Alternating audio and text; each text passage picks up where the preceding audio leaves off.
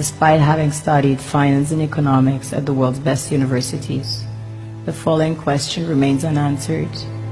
Why is it that 5,000 units of our currency is worth 1 unit of your currency, where we are the ones with the actual gold reserves? It's quite evident that the aid is in fact not coming from the West to Africa, but from Africa to the Western world.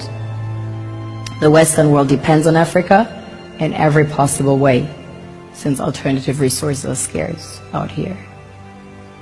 So how does the West ensure that the free aid keeps coming?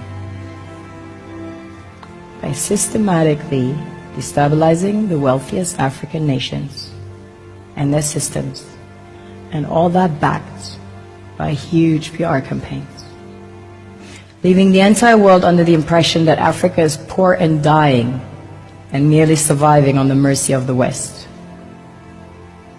Well done, Oxfam, UNICEF, Red Cross, Life Aid, and all the other organizations that continuously run multi-million-dollar advertisement campaigns depicting charity porn to sustain that image of Africa globally. Ad campaigns paid for by innocent people under the impression to help with their donations. While one hand gives under the flashing lights of cameras, the other takes in the shadows. We all know the dollar is worthless, while the euro is merely charged with German intellect and technology, and maybe some Italian pasta. How can one expect donations from nations that have so little?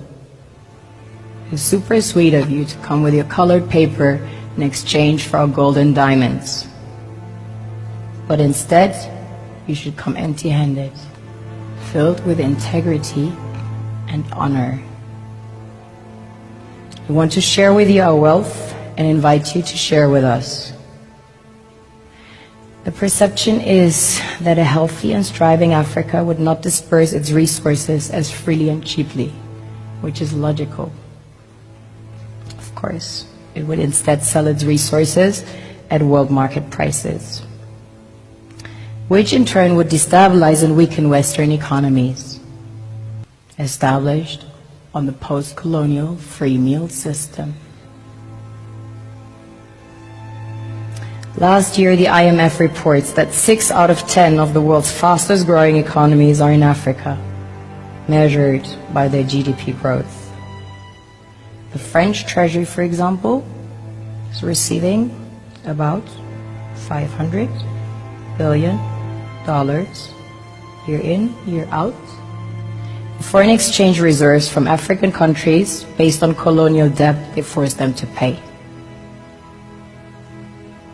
This is what happens in the human world, the world we have created.